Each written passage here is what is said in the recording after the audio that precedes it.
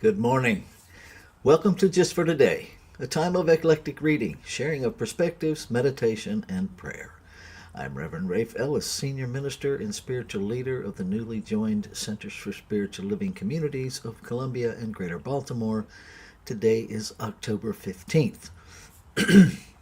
And this morning I am reading from, I don't know if you can see that, the Practitioner Handbook for Spiritual Mind Healing. And I opened it up to page 130, and my eyes landed on the third paragraph that says this: Whenever we need something in life, an idea is planted first. The greatest inventions of all time began when someone had an idea to turn a piece of mud or metal into a usable form. At the turn of the century, when people became frustrated that horses were a very slow mode of transportation, they creatively used the materials around them to build the horseless carriage, the automobile. So how does that relate to today? Well, I'm pretty sure that there are still areas in this human experience that are frustrating, where we want to see a change, where we want something to be more accessible or more efficient. And I think the challenge is allowing ourselves to have an idea beyond our frustration. As the reading references, the frustration was with the slowness of horseback transportation or horse-drawn carriage transportation. But if we stayed stuck in the frustration of how slow it is and don't allow for that new idea, we'd still be doing horse and buggy, right? And so I think for me, the invitation is to pay attention to what I'm paying attention to. Instead of, what do I want to experience? To shift myself out of my frustrations, out of what I dislike, to allow myself to catch the idea, to become aware of the idea, even if I don't necessarily see it in form right away, but to be in that place of exploration of what's the solution, right? Historically, we can see that in the Wright brothers with the airplane. I don't remember the individual's name, which is rather telling in the first place, but there was somebody who had all of the funding and all of the political backing and all of the advertising to come up with the airplane. And he got really frustrated, and as the story goes, the Wright brothers were exploring the idea with no funding, with no recognition, and on a beach, looking at a bicycle, they saw an airplane. Now, that is a divine idea coming into awareness when you really think about this whole process. It's pretty amazing. And they reached out to this individual, and he would have no part of it because he was really, again, as the story goes, I was not there. But apparently, he was not willing to share the notoriety or the power. And so he didn't. And the airplane was invented out of the Wright brothers' idea of pedaling a bicycle with wings on it. And here we are today with a whole industry of airplanes as a solution. So, are we willing to let go of what is oftentimes a deep commitment to our self righteous indignation of frustration and anger, to glimpse a solution? Are we willing to make mistakes on the journey to a solution? Are we willing to share the notoriety in the human glory to find solutions? Because solutions are here. We are infinite mind in form, and so ideas are always available. I think the bigger question is, are we always available to the ideas? Because the ideas are always available to us. We have to become available to the ideas in order to become a portal of their manifestation. There's a lot going on right now. There's a lot of opportunity to see beyond the condition, to see beyond the chaos, to glimpse the solution, and to fully commit ourselves to whatever is alive in us to be a part of that solution. And so maybe we take that into our time of meditation and contemplation. What ideas are seeking expression in, through, and as you for solutions today? So I'm going to read our paragraph one more time and take us into our 5-minute meditation practice of just listening, just being present with what is, not making anything happen, not trying to prevent anything from happening, just being present.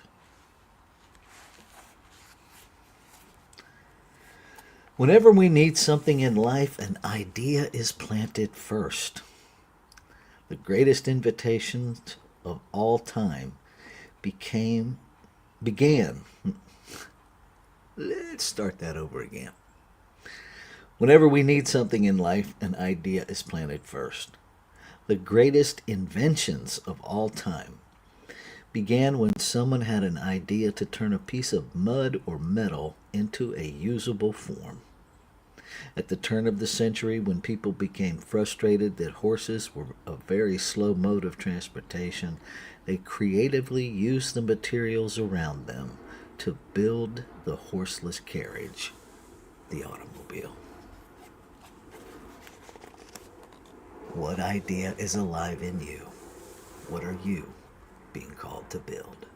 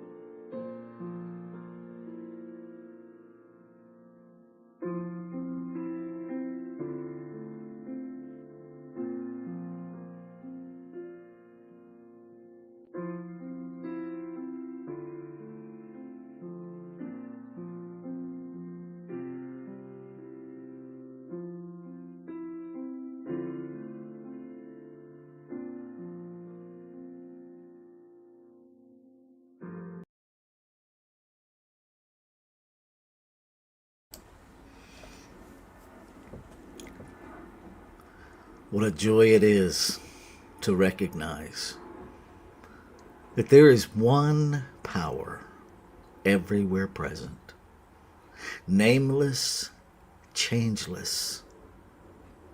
Nameless because it cannot be contained or limited by a single concept.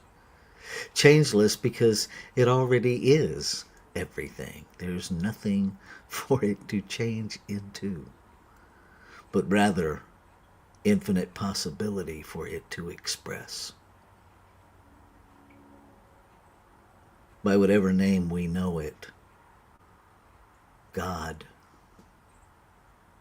great mystery, spirit, life, love, or some other name that resonates with the individual.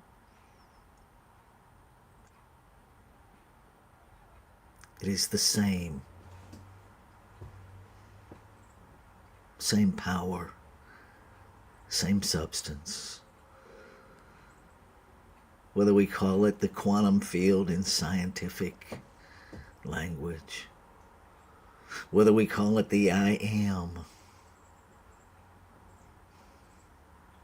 it simply is. And I am that in form. I am an individualized expression of it. I am an emanation of it.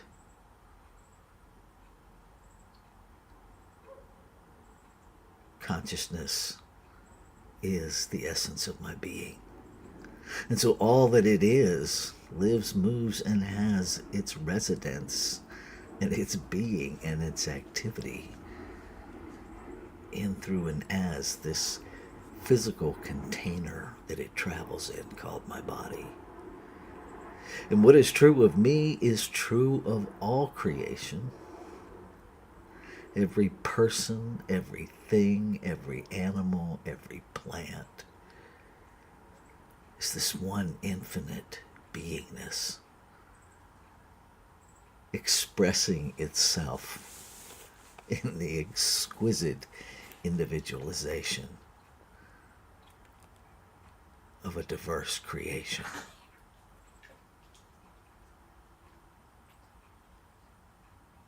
And so I speak my word, recognizing that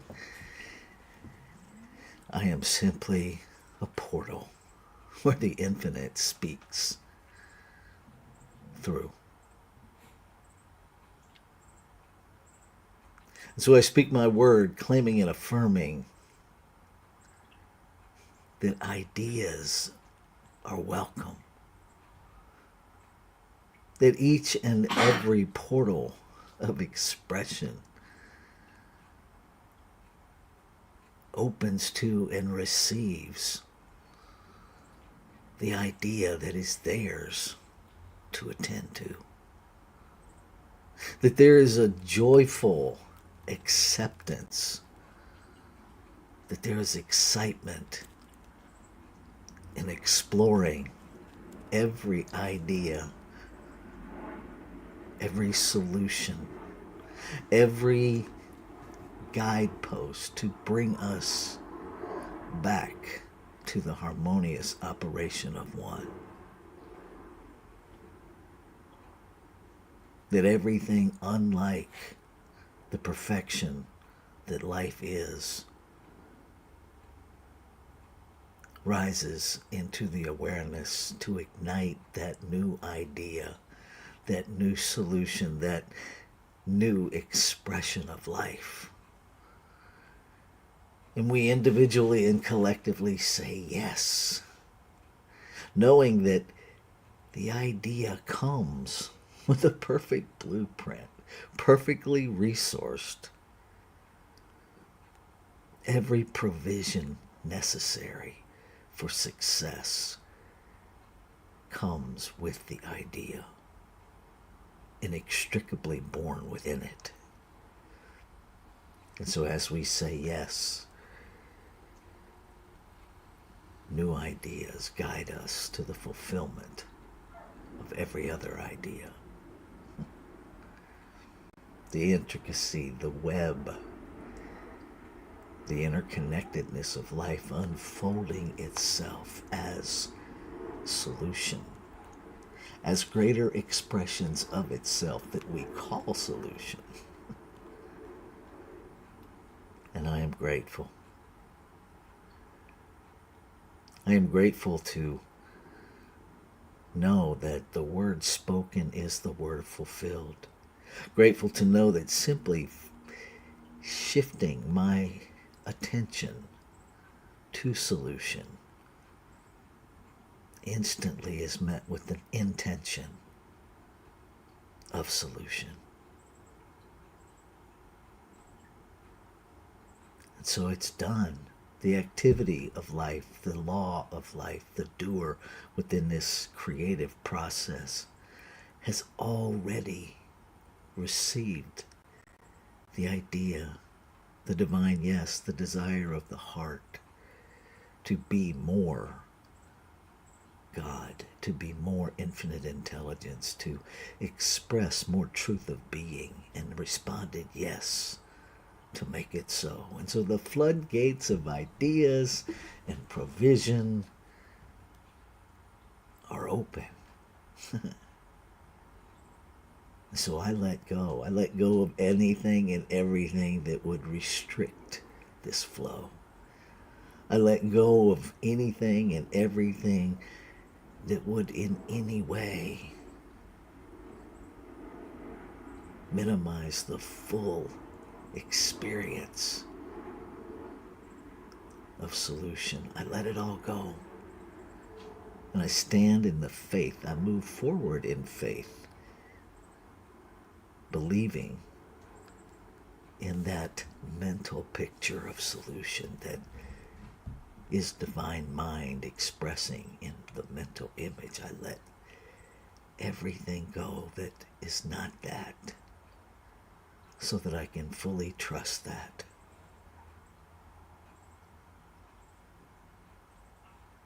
And I step forward in the holy divine yes. Ashe. Shalom. Aho. Amen. Amen. And so it is. Namaste.